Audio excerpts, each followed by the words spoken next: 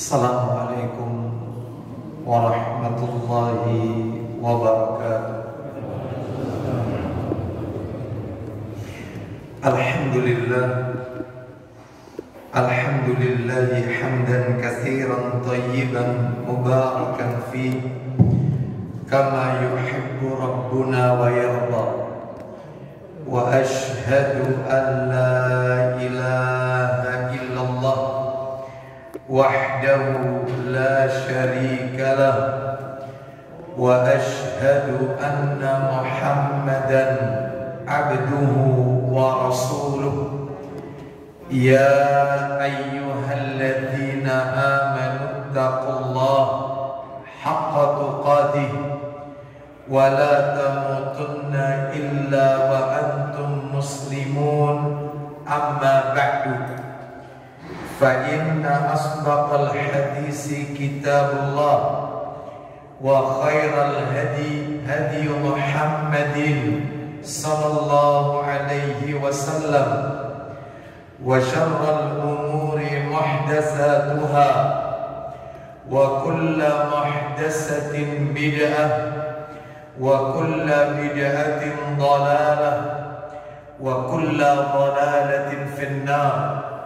Ikhwan wa akhwati fillah, bapak-bapak, ibu-ibu, kaum muslimin dan muslimah, jamaah salat maghrib Masjid Darussalam yang semoga dimuliakan oleh Allah Subhanahu wa ta'ala.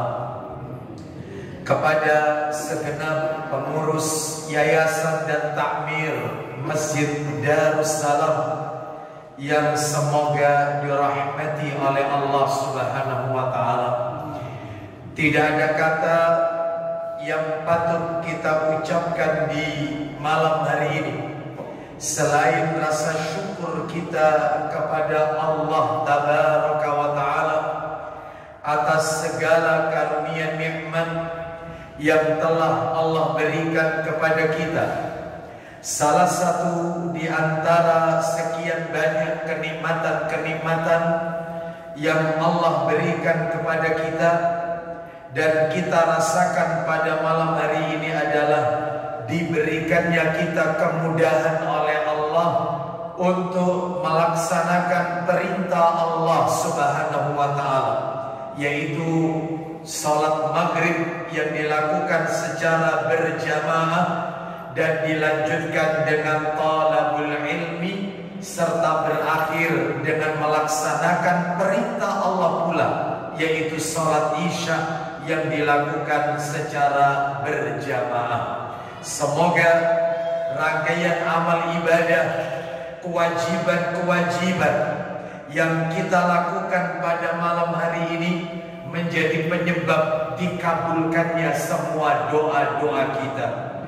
Allah Subhanahu wa ta'ala menegaskan di dalam ayatnya, wa idza sa'alaka ibadi anni fa inni qarib ujibu da'watad da'i idza da'ani falyastajibu li wal yu'minu bi la'allahum yarshudun.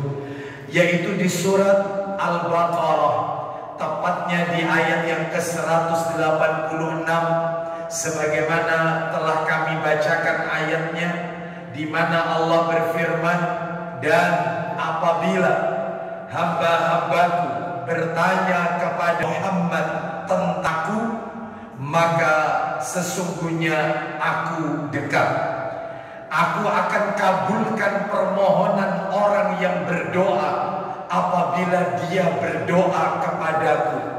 Hendaknya mereka itu memenuhi semua perintah-perintahku. Di dalam ayat ini jelas salah satu kiat agar doa kita diterima, dikabulkan oleh Allah adalah dengan melaksanakan perintah Allah Subhanahu wa ta'ala.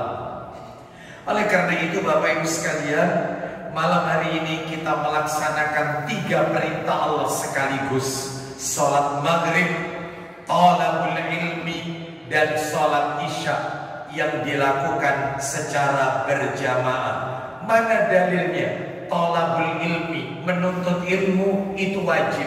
Dalilnya hadis riwayat Ibnu Majah. Nabi bersabda, thalabul ilmi faridatun ala kulli muslimin. Menuntut ilmu adalah fardu ain, kewajiban bagi setiap kaum muslimin. Semoga Allah Subhanahu wa taala memberikan keistiqomahan kepada kita agar kita selalu berada di atas ketaatan kepada Allah Subhanahu wa taala. Bapak Ibu kaum muslimin dan muslimah rahimani wa rahimakumullah. Jazakallahu khair. Malam hari ini kita akan lanjutkan materi kita. Seperti biasa, kajian kita di Masjid Darussalam di Selasa yang keempat dan Selasa yang kelima, jika memang ada Selasa yang kelima dalam bulan itu. Kajian kita adalah membahas buku yang ditulis oleh Ustadz kita, yaitu Ustadz Yazid bin Abdul Qadir Jawaz hafizahullah ta'ala. Buku yang berjudul Syarah Rukun Islam, penjelasan tentang rukun Islam, penjelasan tentang 5 pondasi di dalam agama Islam. Membaca 2 kalimat syahadat, sholat, menunaikan zakat, berpuasa di bulan Ramadan, dan haji ke Baitullah. Penjelasan tentang rukun Islam. Pada bulan yang lalu Bapak Ibu sekalian, sesuai dengan catatan saya, kita telah menuntaskan yaitu hadis yang berbicara tentang rukun Islam, tuntas itu. Sehingga pada malam hari ini kita akan beranjak pada bagian kedua dari pembahasan rukun Islam. Apa itu?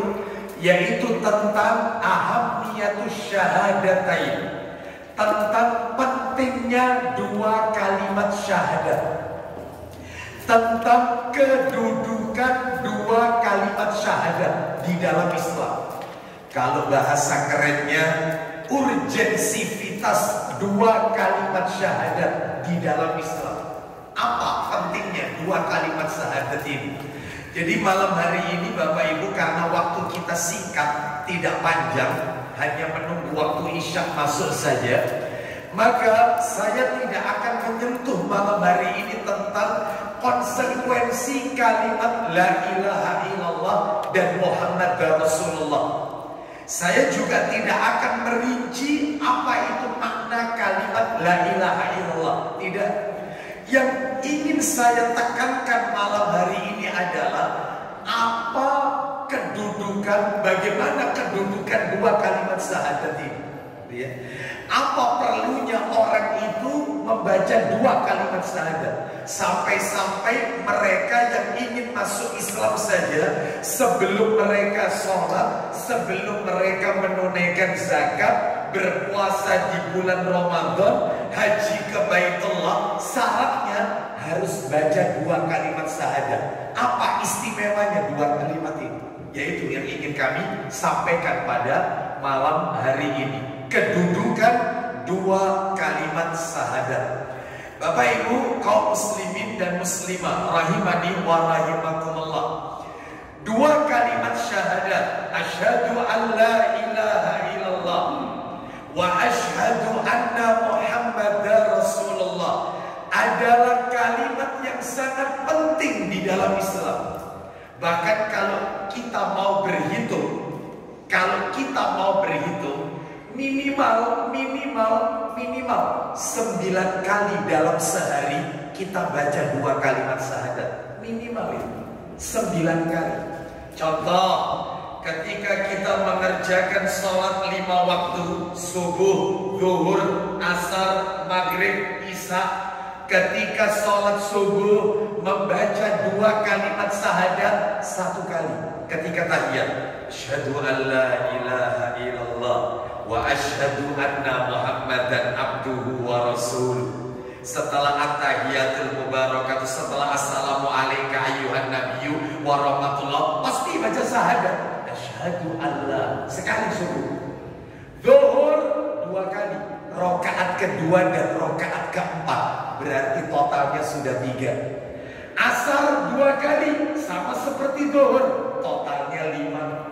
Maghrib 2 kali lagi, rokaat kedua dan rokaat ketiga, berarti totalnya 7. Isya 2 kali, rokaat kedua dan rokaat keempat, 9 kali minimal membaca 2 kalimat syahadat. Ini belum yang lain, belum sholat sunnah qobliyah ba'diyah, belum sholat sunnah yang lain, belum juga zikir pagi, zikir petang. Bapak Ibu kalau baca zikir pagi, zikir petang, itu pasti ada 2 kalimat syahadat dibaca. Belum termasuk doa setelah adzan. Panjenengan kan kita disunahkan kalau mendengarkan adzan ada 5 hal yang Nabi ajarkan ketika kita mendengarkan adzan. 1, menirukan muadzinnya. Hayya 'alas shalah, la haula wala quwata. Terakhir, la ilaha illallah, la ilaha illallah. 1, menirukan muadzin. Yang kedua, baca syahadat. Asyhadu an la ilaha illallah wa asyhadu anna Muhammadan abduhu wa rasuluh. 3, baca doa. Raditu billahi rabba wa bil islami dinan, terus wa bi Muhammadin nabiyya. Kurang tepat Bapak Ibu sekalian ya. Jadi kalau setelah adzan raditu billahi rabba wa bi Muhammadin rasulah wa bil islami dina, itu setelah adzan. Tapi kalau zikir pagi, zikir petang, betul yang panjenengan baca tadi.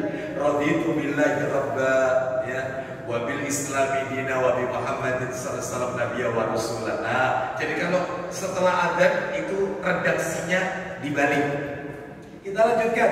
Terus baca apa lagi? Baca sholawat. Allahumma sholli ala Muhammad wa ala ali Muhammad kama sholaita sampai innaka hamidum majid, baru doa setelah adzan.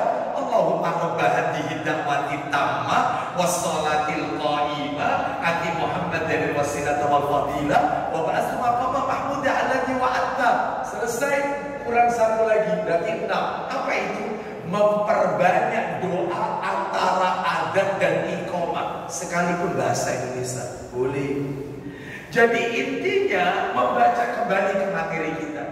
Membaca 2 kalimat syahadat ini sering kita lakukan, sering. Masalahnya adalah terkadang kita belum mengetahui, atau mungkin ada sebagian yang tidak mengetahui seberapa pentingnya si 2 kalimat syahadat ini. Kedudukannya bagaimana 2 kalimat syahadat ini dalam Islam. Inilah yang akan kita angkat ke permukaan pada malam hari ini. Ringkasnya Bapak Ibu, ternyata kata para alim ulama, kedudukan 2 kalimat syahadat asyhadu an la ilaha illallah wa asyhadu anna Muhammadar Rasulullah di dalam agama Islam ada 5 urgensivitas pentingnya 2 kalimat syahadat dalam Islam. 5 hal.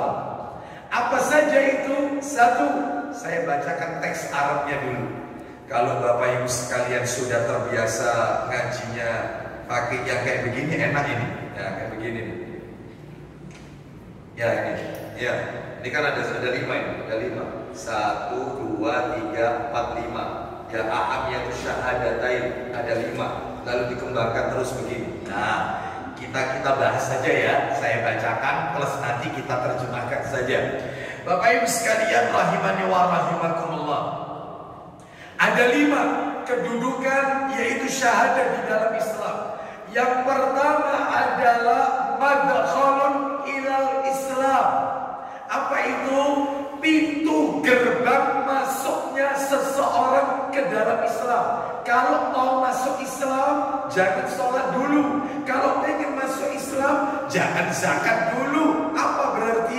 Pintu gerbangnya harus baca 2 kalimat syahadat. Nah, nanti kita jelaskan. Ya, kita jelaskan. Kita akan bicara seputar mu'alaf nanti. Baik, ini yang pertama, madkhalun ilal Islam. pintu gerbang masuknya seseorang ke dalam agama Islam. Yang kedua Bapak Ibu, kedudukan syahadat dalam Islam yaitu khulasatu ta'alimil Islam, yaitu intisari ajaran agama Islam. Intinya agama Islam itu ya di dua kalimat syahadat ini. Seperti ini. Makanya Bapak Ibu jangan kaget ketika Mu'adz bin Jabal radhiyallahu anhu, sahabat Nabi, masuk Islam umur 28, meninggal umur 33. Bayangkan, masuk Islam umur 28, meninggalnya 33 tahun. Berarti masih muda banget usia pada saat wafat, dan kenal Islamnya 5 tahun. Tetapi beliau Mu'adz bin Jabal radhiyallahu an, satu-satunya didikan jebolannya Rasulullah SAW yang diutus ke luar negeri untuk berdakwah, ya cuma Mu'adz bin Jabal. Yang lain banyak yang senior, Abu Bakar, Umar, Utsman, Ali radhiyallahu anhum ajma'in. Ini senior, tapi tidak diutus ke luar negeri. Ini senior ini. Justru yang diutus sama Rasul Mu'adz bin Jabal kemana? Ke negeri Yaman. Satu-satunya hasil didikannya Rasul yang harus keluar negeri untuk berdakwah, Mu'adz bin Jabal. Apa kata Nabi kepada Mu'adz? Dakwai mereka, suruh mereka mengucapkan asyhadu an la ilaha illallah wa asyhadu anna Muhammadar Rasulullah. Berarti kesimpulannya intisari Islam itu ya dua kalimat syahadat ini. Lalu Nabi bilang, kalau mereka penduduk Yaman sudah membaca dua kalimat syahadat, maka perintahkan mereka untuk sholat, zakat. Baru berikutnya, intinya itu adalah dua kalimat syahadat. Nah ini yang kedua ya. Yang ketiga, kedudukannya syahadat ini yang ketiga, yaitu asasul inqilabi, yaitu asas perubahan.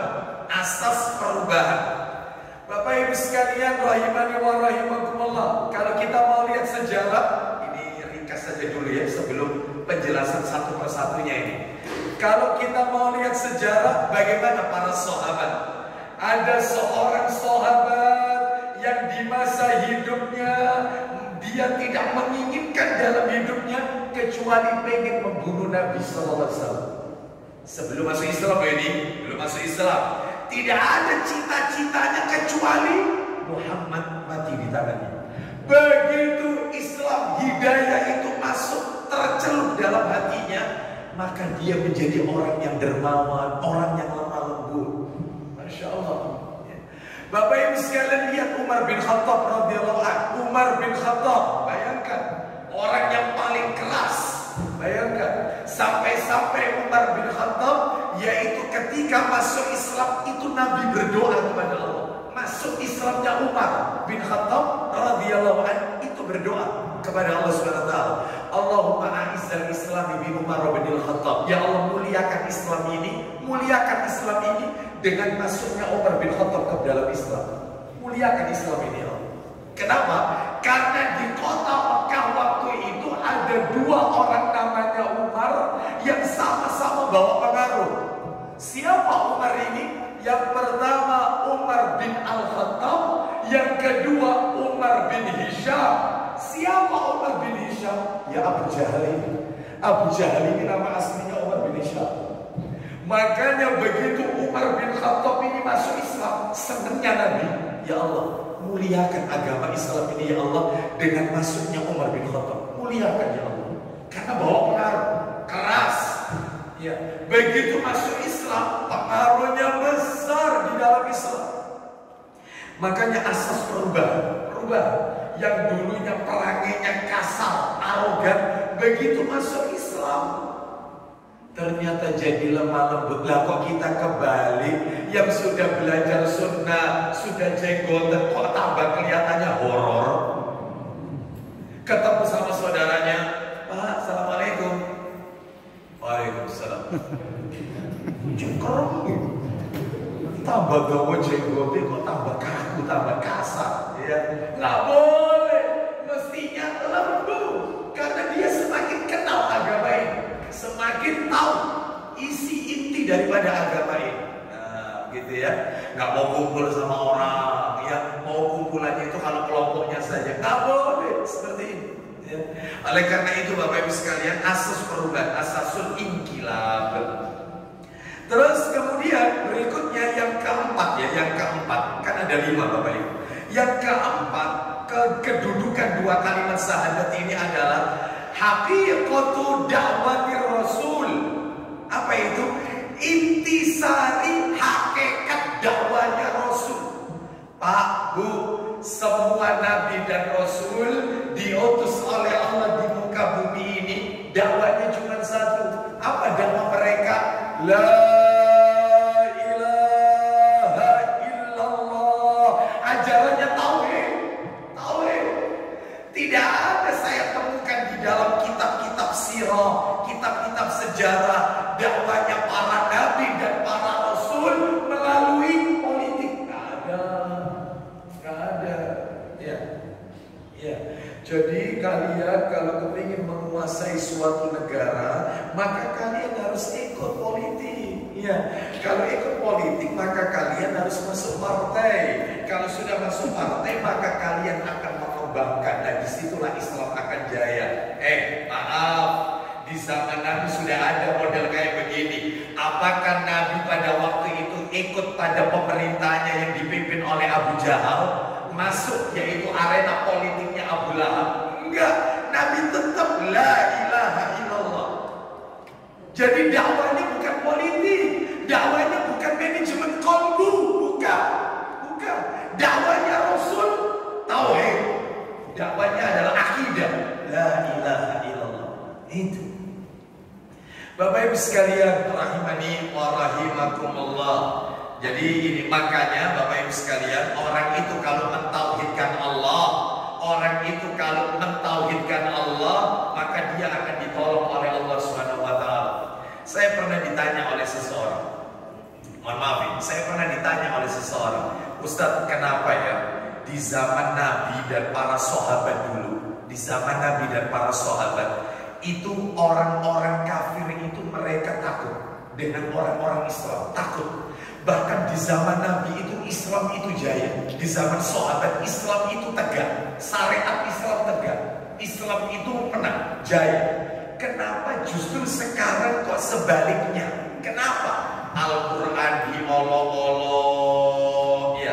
Orang kafir dimuliakan, dia disanjung-sanjung, bahkan diusung dijadikan pemimpin, ya. Terus kemudian Rasulullah dibuat karikaturnya, sunnahnya Nabi diolok-olok. Kenapa kok jadinya berbeda, berbalik sekali? Kenapa? Jawabannya cuma satu. Satu, gak banyak jawabannya.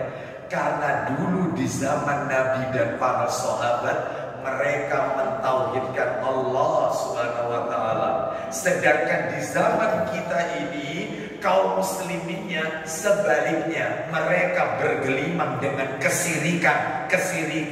Mulai dari perdukunannya, mulai dari pesugihannya, mulai dari klinik-kliniknya, banyak ngalap berkah, sering luar biasa, terutama di negeri kita ya, di negeri kita. Sehingga wajar kalau keadaannya dirubah. Lalu dia bilang sama saya, Ustadz ngomong begini ini ada dasarnya? Ada. Mana dasarnya? Buka Ali Imran, Pak Didi, tolong dibuka, dibantu anak.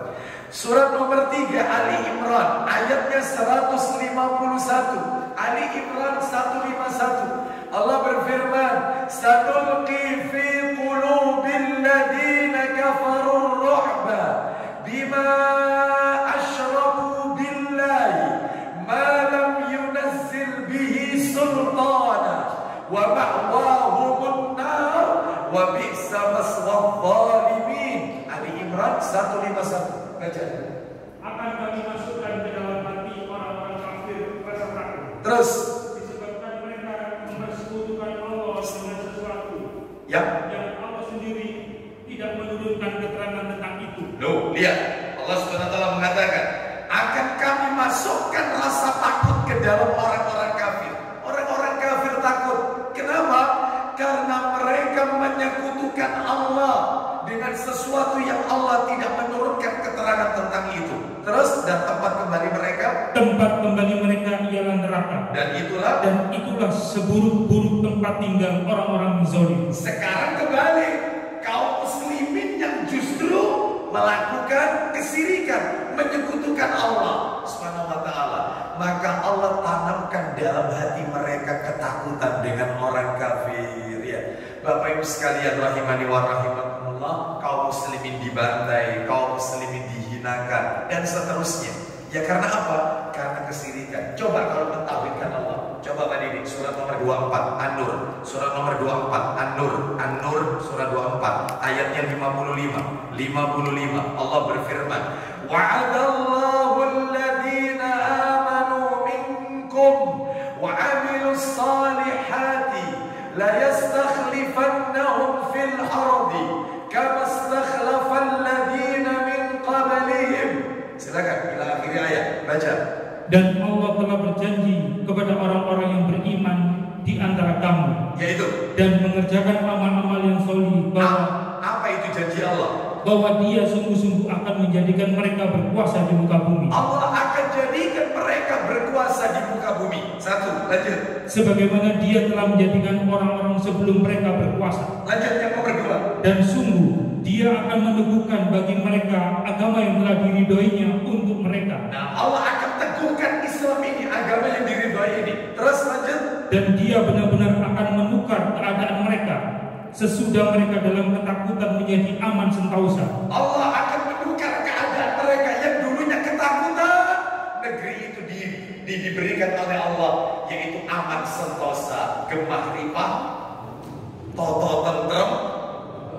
Allah akan berikan kepada negeri itu, ya aman. Dulunya ketakutan, sekarang dibuat aman. Syaratnya apa Pak Didi kalau kepingin negeri itu seperti itu? Mereka tetap menyembahku, terus dengan tiada mempersekutukan sesuatu apapun dengan asalkan jangan syirik. Lanjut teruskan. Dan barang siapa yang tetap kafir sesudah janji itu, maka mereka itulah orang-orang yang fasik. Baik, jelas sekali. Mentauhidkan Allah, maka Allah akan turunkan ketenangan, yang diteguhkan agama ini.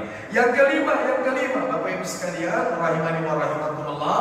Yang terakhir, kedudukan dua kalimat syahadat di dalam Islam ini adalah fadailu azimah, memiliki keutamaan yang agung, memiliki keutamaan yang besar di dalam Islam. Apa keutamaannya nanti? Ya, baik. Sekarang kita akan masuk satu persatu. Belum dari tadi belum mukadimah itu tadi. Belum mukadimah Bapak Ibu. Ya, saya kan baru menunjukkan kedudukan dua kalimat syahadat di dalam Islam itu ada berapa tadi Bapak Ibu? 5. Malam hari ini kita bahas yang nomor 1 saja karena panjang. Bahkan 4-5 kali pertemuan mungkin masih belum cukup. Nomor 1 ini, ya. Apa yang nomor 1 itu? Yang nomor 1 adalah madkhalun ilal Islam, pintu gerbang masuknya seseorang ke dalam agama Islam. Bapak Ibu rahimani wa rahimakumullah, saya jelaskan. Nah, ini penjelasan nomor 1 ini. Setiap rumah pasti punya pintu. Tiap rumah pasti punya pintu. Seseorang tidak akan pernah bisa masuk ke dalam sebuah rumah kecuali harus melewati sebuah pintu. Demikian juga orang masuk ke dalam Islam. Kalau mau masuk ke dalam Islam harus melalui sebuah pintu. Pintunya 2 kalimat syahadat. Maka di masa Rasulullah Sallallahu Alaihi Wasallam, yang tadinya mereka kafir, yang tadinya mereka hidup dalam masa jahiliyah, lalu kemudian mereka dengan mengucapkan 2 kalimat syahadat, mereka menjadi sahabat Nabi Sallallahu Alaihi Wasallam. Jadi pintunya itu 2 kalimat syahadat.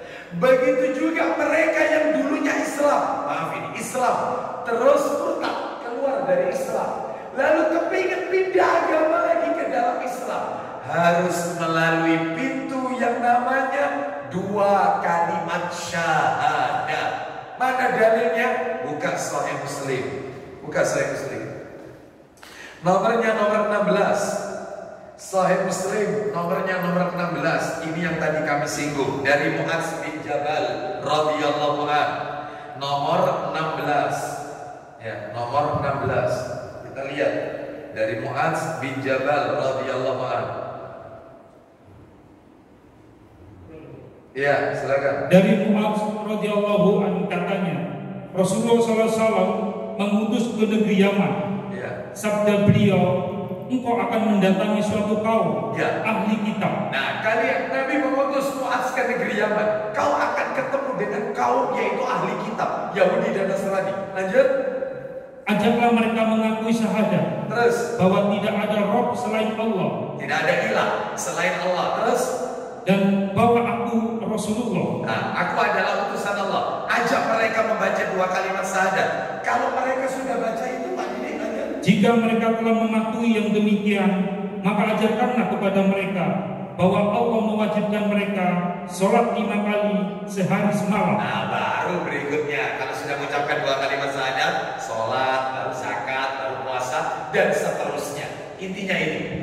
Jadi pintu gerbang masuknya seseorang ke dalam Islam. Muncul pertanyaan, bagaimana dengan seorang bayi yang dia lahir orang tuanya Islam, dia lahir di keluarga Islam, dia lahir di lingkungan Islam. Perlukah ketika dia besar baca 2 kalimat syahadat?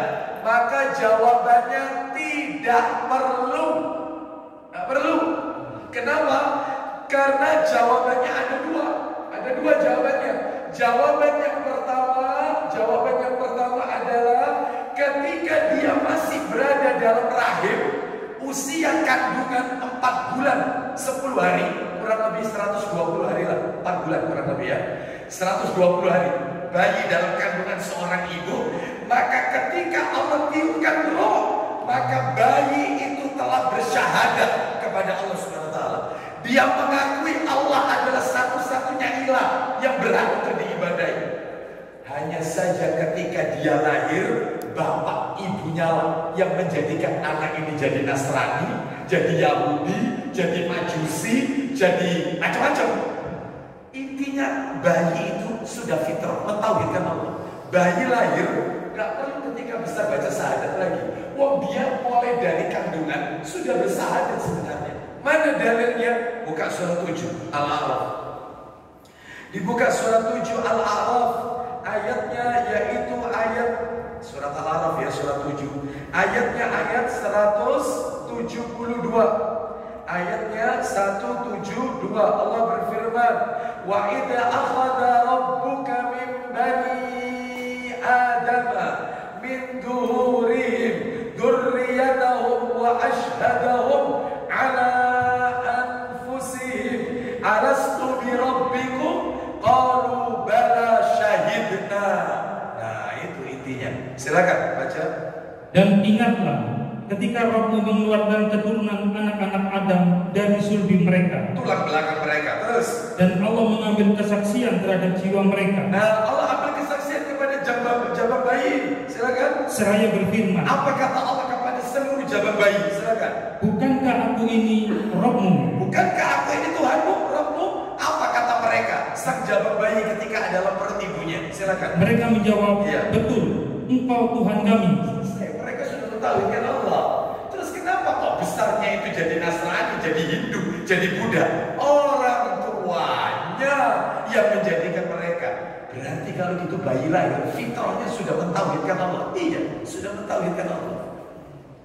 Iya. Sehingga tidak perlu baca syahadat lagi, tidak perlu. Mana dalil yang lain? Dalil yang lain, buka Sahih Bukhari. Buka Bukhari. Bawakan Sahih Bukhari. Sahih Bukhari nomornya 699. 699. Bukhari 699. Dari Abu Hurairah radhiyallahu anhu, dia berkata, Nabi sallallahu alaihi wasallam bersabda, "Kullu mauludin yuladu 'alal fitrah, fa abawahu yuhawwidanihi aw yunassiranihi aw yumajjisanihi." Silakan. Dari Abu Hurairah radhiyallahu anhu menceritakan bahwa Nabi SAW pernah bersabda, isinya, tidak ada seorang anak pun yang dilahirkan melainkan ia dilahirkan dalam keadaan suci bersih. Fitrah itu kullu mauludin yuladu ala fitrah. Setiap bayi yang lahir dalam keadaan suci, bersih, fitrah. Fitrah ini kata para alim ulama maksudnya adalah setiap bayi yang lahir ia dalam kondisi beragama Islam. Fitrahnya itu Islam. Terus lanjut. Maka ibu bapaknya yang menjadikannya Yahudi atau Nasrani dan atau Majusi. Nah, seperti itu. Sehingga muncul pertanyaan, bagaimana jika ibunya itu muslimah sedangkan bapaknya kafir? Atau sebaliknya, bapaknya kafir tidak berakidah mentauhidkan Allah, ya, sedangkan sedangkan bapaknya muslim, ibunya kafirah, atau ibunya yang yaitu muslimah, bapaknya yang kafir. Salah satulah dari dua orang ini. Bagaimana status anak ini? Bagaimana? Menurut kesepakatan para alim ulama, anak itu mengikuti agama bapaknya atau ibunya yang Islam. Nah, itu kafir. Bapaknya Nasrani, ibunya muslimah. Dulu bapaknya Islam, terus pura-pura masuk Islam. Begitu punya anak dia pindah agama, dia nyuruh istrinya masuk ke gereja, gak berhasil.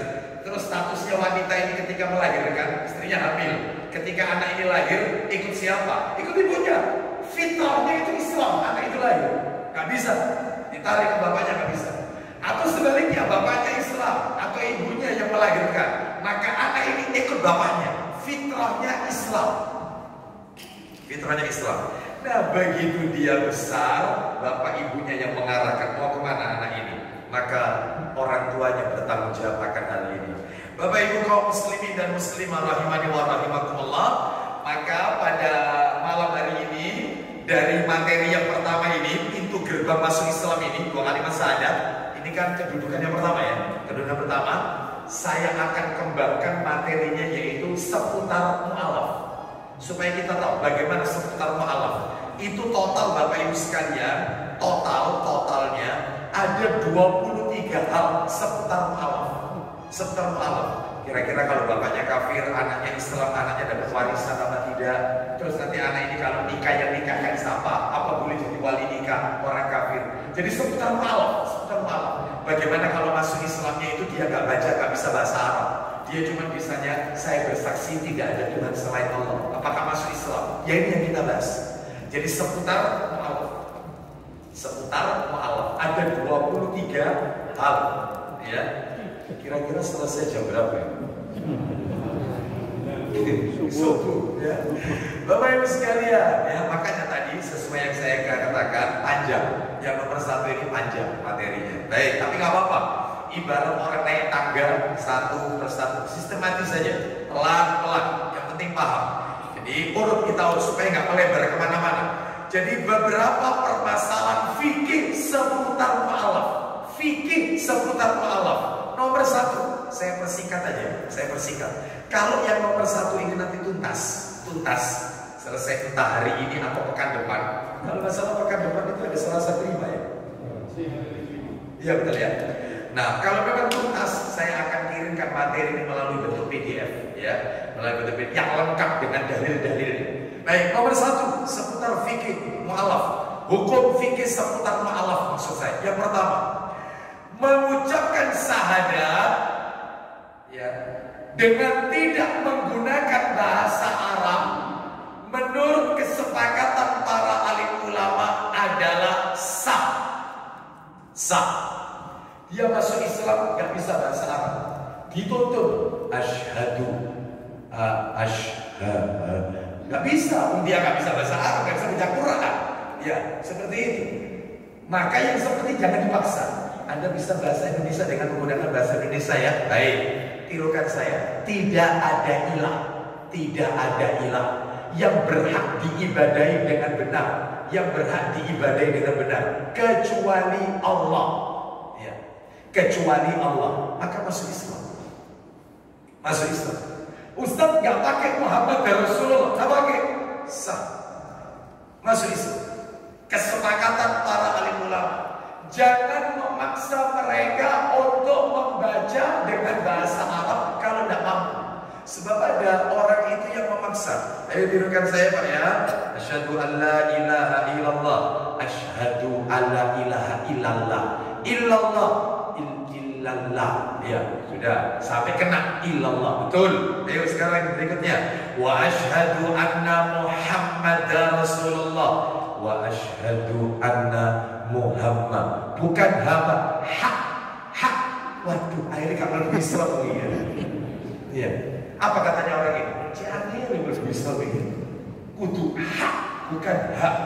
Ya, makhrajul huruf ya. Aduh, apalagi makhrajul huruf. Wah, ini baru bahasa Islam, gak paham. Tajwid gak paham. Jadi tolong jangan dipersulit. Dia cuma mengucapkan la ilaha illallah. Masuk Islam. Sah Islamnya. Tidak ada Tuhan selain Allah. Tidak ada Tuhan selain Allah. Sah Islamnya. Berdasarkan kesepakatan para ulama, menurut Imam An-Nawawi rahimahullah. Ini yang pertama. Yang fikih yang pertama. Yang kedua sekarang, yang kedua, mengucapkan kalimat syahadat tetap dianggap sah sekalipun tidak diumumkan oleh orang banyak dan tidak diundang orang banyak. Gak undang banyak orang, hanya 4 mata. Orang itu datang ke seorang ustaz, Pak Ustaz, saya mau masuk Islam. Ya sudah, baca syahadat. Meskipun gak ada orang, gak ada saksi. Ya. Ustaz, kalau misalnya gak ada ustaz yang nonton, dia masuk Islam sendiri. Misalnya sendirian, dia mengucapkan asyhadu alla ilaha illallah. Masuk Islam. Meskipun tidak ada yang jadi saksi. Meskipun tidak tertulis, yaitu misalnya di dokumen-dokumen KTP, KK, ya, sah. Contohnya kayak siapa yang kayak begini? Raja Najasyi, yaitu yang tinggal di Habasyah, Ethiopia. Ketika dia mendengar, membaca, menerima surat Nabi, di mana isi surat itu Nabi memerintahkan agar dia masuk Islam, maka Allah memberikan hidayah. Dia pun baca syahadat, tidak ada yang taksin. Dia tidak undang orang, tidak ada orang sama sekali. Dia ngomong sendiri, la asyhadu an la ilaha illallah wa anna Muhammadar Rasulullah. Makanya ketika dia meninggal dunia, tidak diperlakukan layaknya seorang muslim, tidak disolati. Ya karena rakyatnya nggak tahu kalau rajanya ini Islam. Ya tahu? Makanya Rasul ketika mendengar kematiannya Raja Najasyi, ya, dan Nabi tahu kalau dia masuk Islam, ya, maka Nabi menyolati sholat ghaib untuk Raja Najasyi. Disolati ghaib. Ya, berarti Ustaz kalau begitu sholat ghaib itu hukumnya boleh Ustaz. Ya, katanya ada yang bilang nggak boleh. Memang ada ulama yang mengatakan nggak boleh sholat ghaib itu. Sholat ghaib itu kata ulama yang lain ya, ulama sebagian mengatakan sholat ghaib itu hanya dilakukan Nabi kepada Raja Najasyi. Buktinya yang lain meninggal Nabi nggak pernah sholat ghaib. Sholat ghaib itu Nabi lakukan sekali Raja Najasyi. Setelah itu nggak pernah. Makanya nggak perlu kita lakukan. Itu khusus Nabi memperlakukan Raja Najasyi. Ini sebagian ya. Sebagian ulama yang lain mengatakan boleh. Apa-apa sholat ghaib itu, sebab alasannya juga pakai dalil Raja Najasyi. Dalilnya itu, andai kata di tengah-tengah Raja Najasyi itu ada orang Islam atau kaum mukminin, lalu ketika Raja Najasyi meninggal, mereka menyolatinya, maka Nabi tidak mungkin menyolatinya. Kenapa kok Nabi menyolati Raja Najasyi? Karena di sekitar Raja Najasyi gak ada muslim, makanya disolati. Sehingga kalau ada mayit belum disolati, dikuburkan, maka kita boleh menyolatinya. Jadi hukumnya itu berlaku siapapun, bukan untuk Raja Najasyi. Andai kata waktu itu ada orang Islamnya di sekitar Raja Najasyi, lalu Raja Najasyi disolati, Rasul nggak mungkin nyolati, sudah gugur kewajiban. Karena nggak ada, makanya disolati. Nah, itu. Sehingga yang kuat yang mana pendapatnya? Pendapat yang nomor 2. Jadi boleh kalau jenazah itu belum disolati. Tapi kalau sudah disolati, ya, kalau sudah disolati, gugur kewajiban bagi yang lain. Itu ya. Baik. Soalnya kadang-kadang kalau masalah ini nggak dipahami terjadi sedikit konflik. Ya, beberapa tahun yang lalu sudah lama sekali itu menimpa kepada saya. Ya, saya diundang di salah satu masjid di daerah Keramat Jegu, Keramat Jegu. Pos Jegu itu masuk ada rel sepur itu lurus saja, nanti kiri jalan ada masjid besar. SDN Negeri Jegu, Keramat Jegu 1 itu lurus saja. Itu kira-kira berapa tahun yang lalu? Ya, daerah Prosobo, daerah sana ya, Keramat Jegu. Ketika setelah waktu itu saya itu khutbah Idul Adha. Setelah khutbah takmirnya nyeletuk, Ustaz, jangan dulu Ustaz. Nanti setelah khutbah Ustaz, kita umumkan sholat ghaib. Lu siapa? Ini ada berita Butin Soeharto meninggal. Karena pas Idul Adha, Butin Soeharto meninggal. Kita ini kan istri dari pemimpin negeri ini. Kita sholatin Ustaz. Gitu. Saya tanya, kira-kira di sana disolatin enggak? Ya jelas disolatin Ustaz. Di sana itu ya banyak Ustaz kiai top pasti datang ya pasti nyolati. Selesai. Maka tidak perlu kita sholati. Wah Ustaz ini kurang perubahan. Repot angel. Waktu itu belum ada angel, kata-kata angel.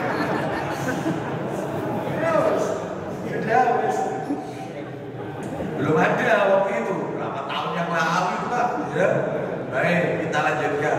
Jadi sholat jenazah itu hukumnya fardu apa? Kifayah, bukan fardu ain. Ya. Kita lanjutkan dikit lagi. Nomor 3, sebelum kita dengarkan kumandang adzan Isya. Nomor 3. Yang nomor 3 ini fikih seputar mu'allaf. Usia balik, usia dewasa bukanlah menjadi syarat sahnya masuk Islam. Ya. Usia balik bukan syarat sahnya masuk Islam. Jadi kalau mau masuk Islam itu tidak ada dikasih syarat harus balik, enggak. Jadi dulu di zaman Nabi banyak sahabat-sahabat Nabi yang waktu kecil, contohnya Ali bin Abi Thalib radhiyallahu anhu itu masuk Islam belum balik. Dan ternyata dan masih banyak lagi. Contoh lagi, Zubair bin Al-Awwam itu juga masuk Islam yang waktu kecil.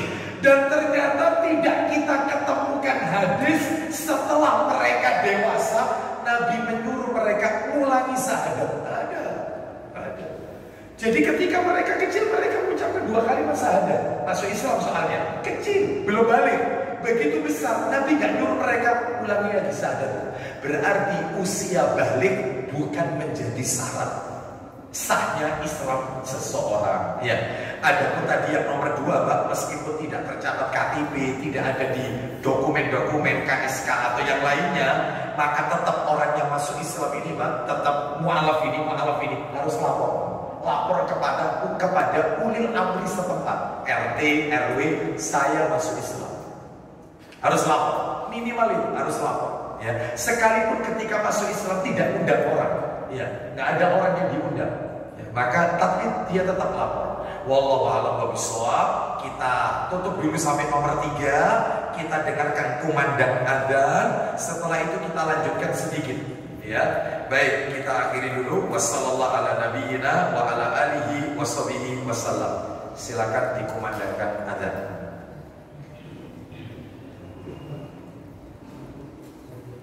Allah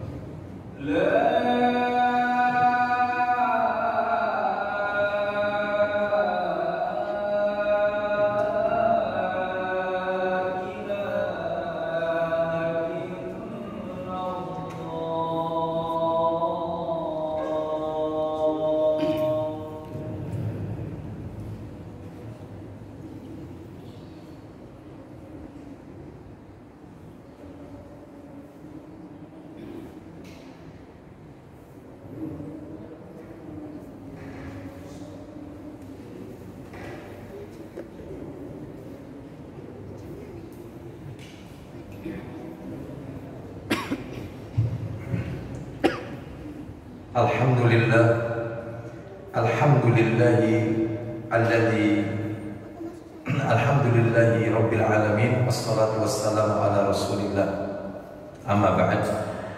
Bapak Ibu sekalian rahimani wa rahimakumullah, kita lanjutkan materi kita. Kita masuk poin keempat, hukum fikih seputar mu'alaf yang keempat. Menurut pendapat yang kuat, orang yang baru masuk Islam tidak diwajibkan mandi. Namun jika dia mandi itu lebih utama dan disunahkan. Saya ulang, menurut pendapat yang kuat, ya, kata para alim ulama, orang yang baru masuk Islam tidak diwajibkan mandi. Maksudnya mandi besar, tidak diwajibkan. Namun jika ia ingin melakukan mandi, itu lebih utama dan disunahkan, tapi hukumnya tidak wajib. Wallahu a'lam. Ini yang keempat. Yang kelima, haruskah mu'alaf khitan? Orang masuk Islam, apakah dia harus khitan? Sebagian orang mengatakan sunat, yang benar adalah khitan.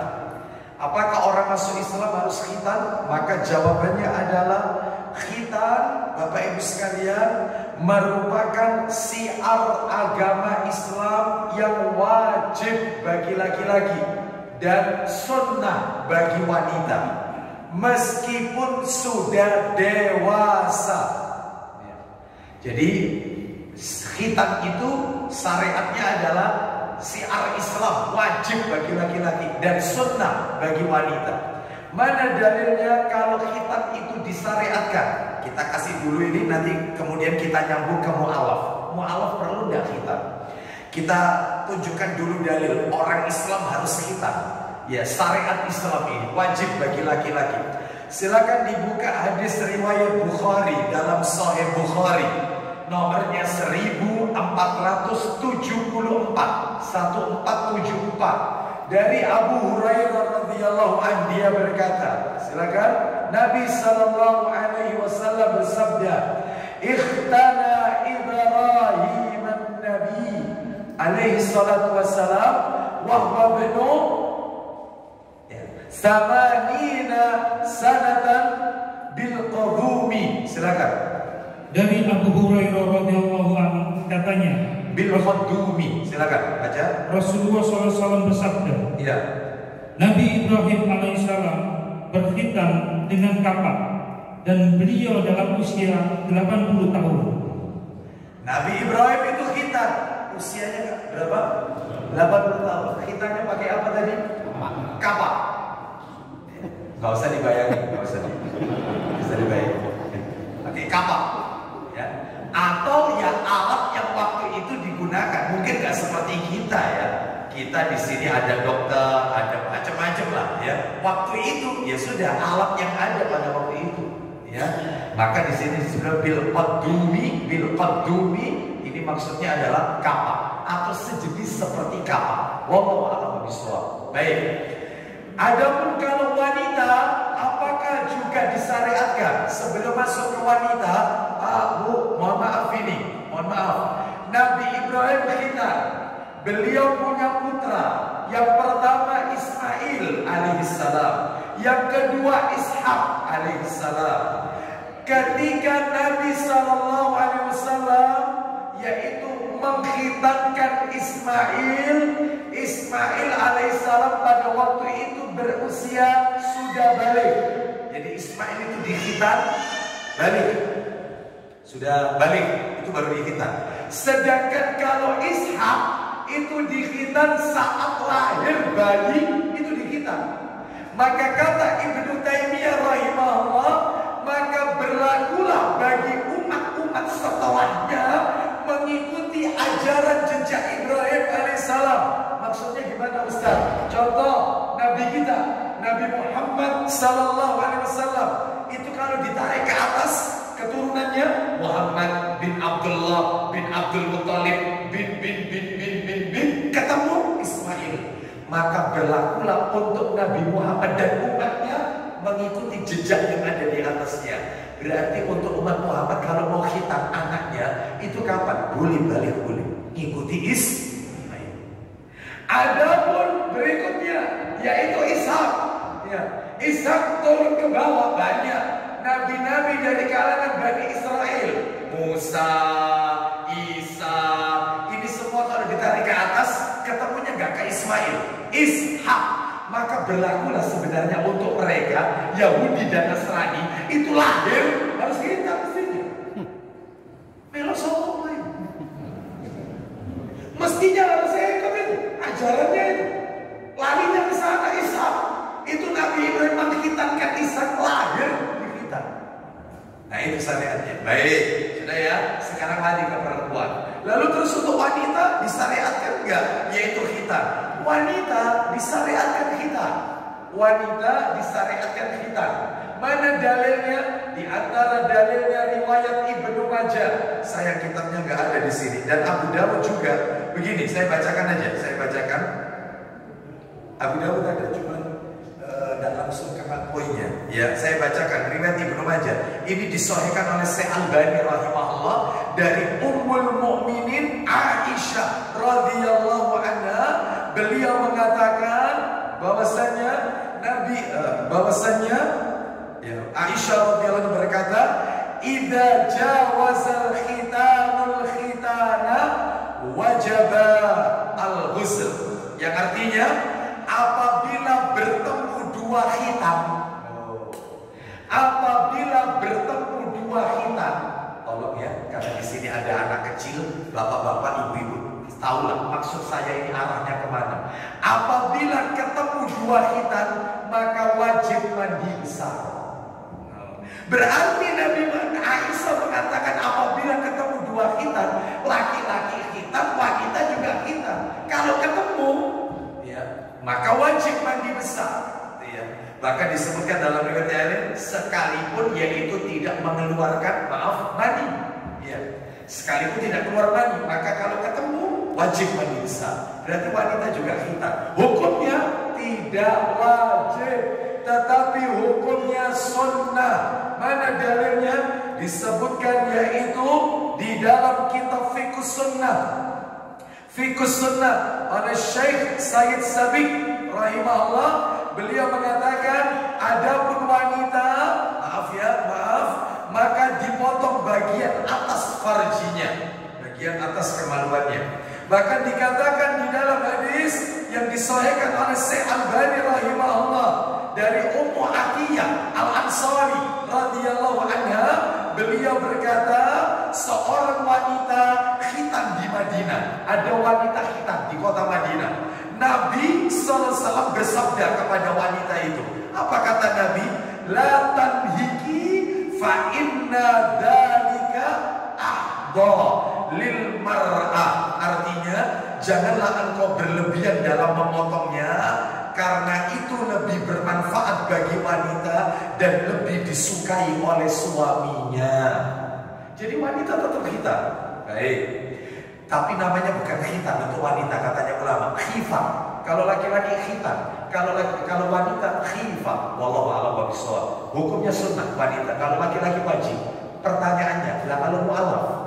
Maka kata para alim ulama, nah ini kesimpulannya untuk mu'alaf, tidak selayaknya tergesa-gesa menjelaskan kepada mu'alaf tentang khitan. Jangan, akibatnya gak mau masuk Islam ini. Mau masuk Islam sudah takuti. Habis baca bahasa ada tak sunat, tak khitan. Ya, siapkan itu pisaunya, siapkan. Ini orang ini umurnya 70 gronya itu. Dekin, iya. Akhirnya gak mau masuk Islam. Kalau gak mau masuk Islam, mudaratnya lebih besar daripada manfaatnya. Makanya gak usah tergesa-gesa. Yang kedua, lihat, yaitu nasihat dokter. Kalau dokter mengatakan dia boleh untuk dikhitan karena fisiknya kuat. Tapi kalau dia tidak memiliki fisik yang kuat karena usia sudah tua masuk Islamnya, maka dalamnya nggak perlu khitan. Allah memaafkan. Jadi Islam tapi nggak khitan, nggak apa-apa. Karena kondisi ya, seperti itu disesuaikan dengan kondisi. Wallahu a'lam bishawab. Terakhir nomor 6 penutup sebelum kita sholat isya. Berarti masih kurang berapa? Kurang 17. Insya Allah berikutnya ya. Yang keenam, harus kamu alaf kalau masuk Islam, cukur rambut, potong rambut. Maka jawabannya adalah ya, potong rambut. Untuk laki-laki yang masuk Islam, mu'alaf, gundul, atau paling tidak potong tipis rata. Sedangkan untuk wanita beda lagi. Bagaimana? Nanti akan saya jelaskan pendapat ulama. Coba dibuka dulu dalilnya Abu Dawud nomor 356. Abu Dawud nomor 356. Abu Dawud nomor 356 dari Usaim ibnu Kulayb, dari ayahnya, dari kakeknya. Dia berkata, Nabi SAW berkata, alqi anka sya'ara al-kufr. Silakan. Dari Kulayb al-Juhani, dia adalah kakek Usaim bin Kasir bin Kulayb. Ya. Bahwasanya dia pernah datang kepada Nabi SAW. Ya. Lalu berkata, Ya. saya telah masuk Islam. Saya masuk Islam, Pak Rasul. Saya masuk Islam. Terus maka Nabi SAW bersabda kepadanya, apa kata Nabi? tanggalkanlah atau cukurlah rambut kafirmu. Stop. Cukur rambut kafirmu. Suruh potong rambut. Cukur. Kata Nabi. Terus Nabi menyuruh apa yang kedua? Dalam riwayat lain mulai berkata, dan sahabat lain juga memberitahukan kepadaku Ya. bahwasanya Nabi SAW bersabda, Apa kata Nabi ketika dia masuk Islam? kepada orang lain yang bersama beliau, Ya. cukurlah rambut kafirmu dan berkhitanlah. Cukur, potong rambut dan khitan.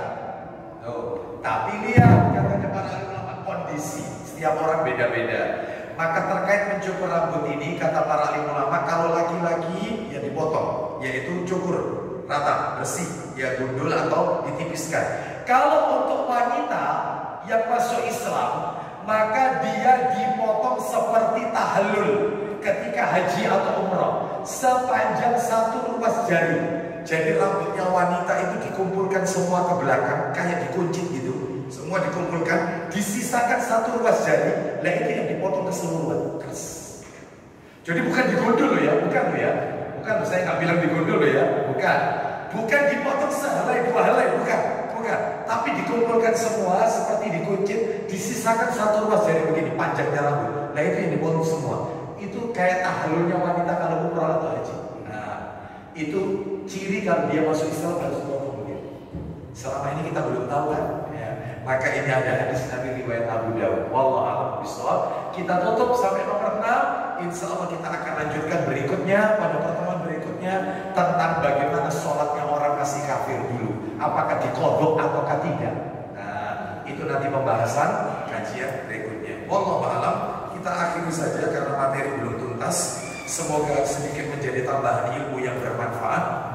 Dan mudah-mudahan Allah mewafaqkan kita dalam keadaan mentauhidkan Allah Subhanahu wa taala, wafat dalam keadaan husnul khatimah dan ditempatkan oleh Allah ke dalam jannahnya dan kekal selama-lamanya. Wassallallahu ala nabiyyina wa ala alihi washabbihi wasallam. Subhanakallahumma wa bihamdika asyhadu an la ilaha illa anta astaghfiruka wa atubu ilaik. Wa akhiru da'wana anil hamdulillahi rabbil alamin. Assalamualaikum warahmatullahi wabarakatuh.